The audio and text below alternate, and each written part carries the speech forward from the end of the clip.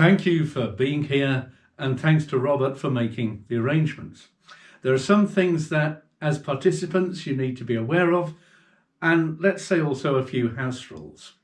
First of all, that we try to keep our own microphones muted and raise a hand if we would like to speak. I will retain the possibility to mute everyone, which I will only do for practicalities, not as a power trip. Well, not very much anyway.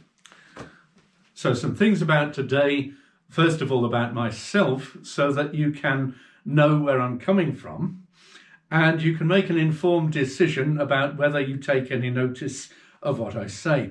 Throughout this event, you're not obliged to agree with me, but both if you do and if you don't, it would be good for you to know why. I will come here with a claim to be a Christian. That means for me, someone who tries and often fails to live out in the time and place that they are given the teachings and the spirit of Jesus Christ, whom we come to know in community with others and through the scriptures that the Christian churches have chosen to prioritize, as well as allowing space for inspired interpretation and always allowing that we may be mistaken.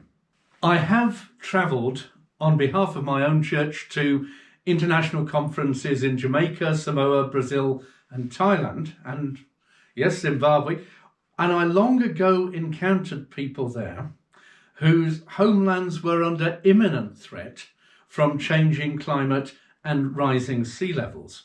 I grew up, though, in Birmingham. I moved away from and then came back to Christianity expressed through the United Reformed Church, which is one of the smaller mainstream churches in the UK. And during an ecumenical Easter retreat, I discerned a calling to become a minister of word and sacrament. That call was tested rather severely in the discernment process of the URC, but I'm now approaching my silver jubilee of ordination in 4 months' time. Most of that has been with grassroots Christian congregations in Scotland. Some part of the discovery that my parents' faith could also be my own was to do with an ecumenical religious order called the Iona Community, which from its beginnings has integrated justice and peace and Christian spirituality. I'm a member of the Iona Community, writing and supplying visual material for their publications. At one time, the Presbyterian establishment viewed us with great suspicion as messing around with suspect Romish idols like candles and crosses. Oh dear. But I think the best way to see that is that we look at the whole spiritual repertoire of what Christianity has to offer, and indeed what it can in good faith appropriate, and if it seems good, we use it. That included, for instance, the old Scottish tradition of celebrating the Eucharist gathered round a table before you're scattered to do your work in the world. What you do with your body, you also do with your soul. Justice and Peace Scotland folks will have encountered Iona at the gates of Faslane Nuclear Base and elsewhere, and of course concern for creation in that way goes completely together with the newer recognition of climate concern.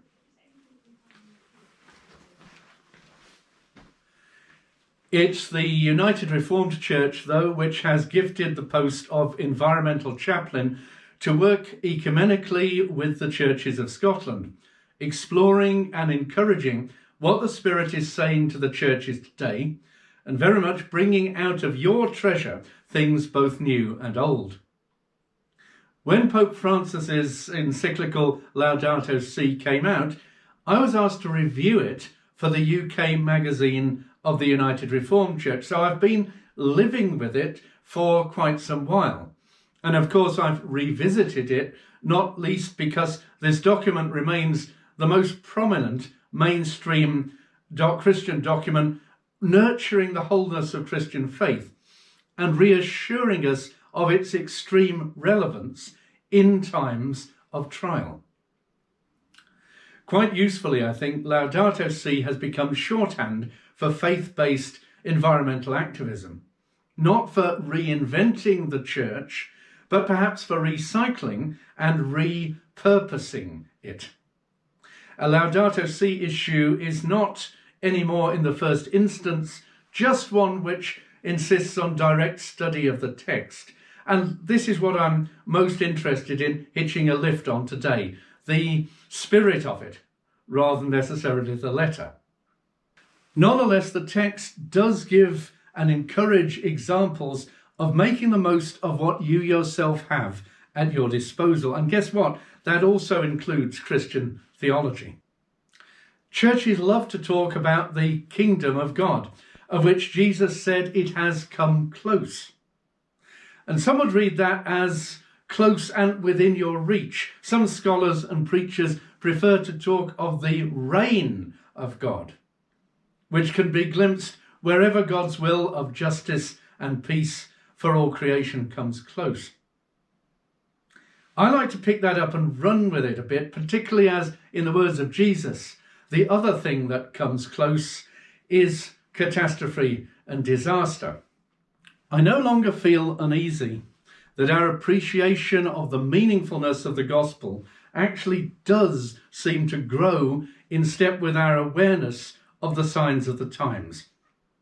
And many of what had seemed to be the wilder sayings of Jesus, kept on one side as a source of embarrassment, are now inspiring and giving meaning and purpose to Christian communities around the world. This, then, is an exciting time to be a Christian, even as it's a tragic and scary time to be alive. To return, though, to Laudato Si, it contains about 40,000 very densely packed words, as a result of which far fewer folks have read it than ever mention it. And I probably include the good folks at CAFOD who produced this wee video for children.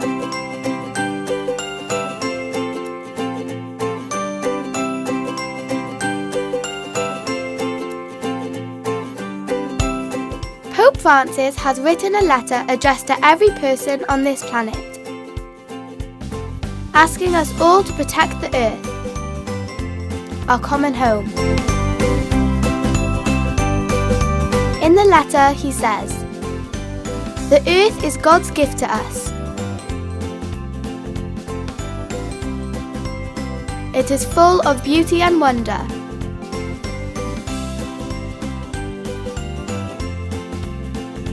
And it belongs to everyone.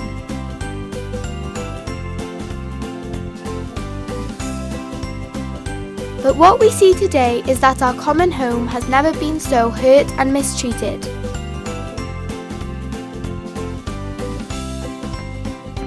We have developed at a greater speed than we could have ever imagined, and have treated the earth like it has an unlimited supply of resources. We have taken more than our fair share from most people on the planet, as well as future generations.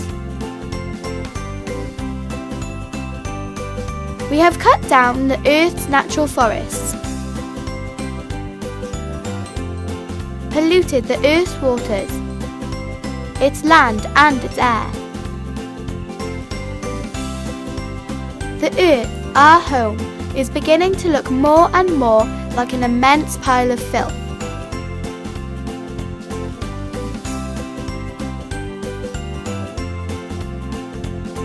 We are using more and more polluting fossil fuels, which is contributing to climate change. Climate change is one of the biggest challenges we face today. Climate change affects us all, but it's the poorest communities who suffer the most. And despite these problems, we are not slowing down on how much we buy and throw away, leaving a trail of waste and destruction. We cannot continue like this. We can change, and we can make a new start.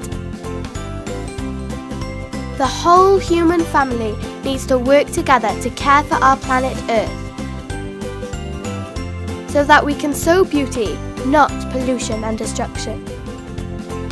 The world can't wait, so let's make that start today. Play your part to protect our common home. Laudato Si, a letter from Pope Francis on care for our common home. There's very good stuff there, but it's also the same old very safe and worthy stuff that enabled pretty well every church to marginalise care for creation. The world is reduced to a gift, a bit of property that we are kind enough to look after. You're a steward, a hired hand like in Jesus' story, rather than partnership with creation being your family business in every sense of those words. Stewardship emerged in reaction to a vicious and destructive reading of Genesis 2:26. Then God said, "Let us make humankind in our image according to our likeness, and let them have dominion over the fish of the sea, and over the birds of the air, and over the cattle, and over the wild animals of the earth, and over every creeping thing that creeps upon the earth." Dominion is an unfortunate and incendiary word. We've read into that centuries of domination and injustice, and the sort of kingship that Jesus was at great pains to make clear he never aspired to. You know that the rulers of the Gentiles lord it over them, and their high officials exercise authority over them. Not so with you. Instead, whoever wants to become great among you must become your servant. So if alongside Brother Sun and Sister Moon we rule the earth, we also serve the earth. And for all of that, you need to cultivate a personal relationship, not just with creation, but with the rest of creation, or perhaps better, with all creation, which includes yourself. God's rainbow covenant was with all flesh, and the Word was made flesh, as John wrote some generations before the Creed reminded us that this includes being human, being fully human, which is another way to read the Son of Man. Being fully human teaches us to look creation in the eyes.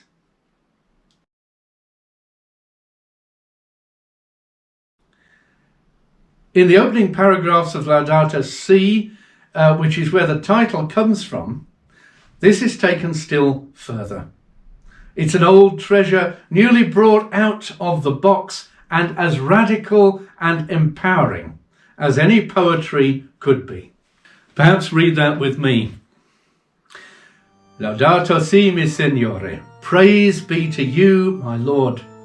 In the words of this beautiful canticle, St. Francis of Assisi reminds us that our common home is like a sister with whom we share our life, and a beautiful mother who opens her arms to embrace us. Praise be to you, my Lord, through our sister Mother Earth, who sustains and governs us, and who produces various fruit with coloured flowers and herbs. So the question, over to you, is who governs whom, and how, and why?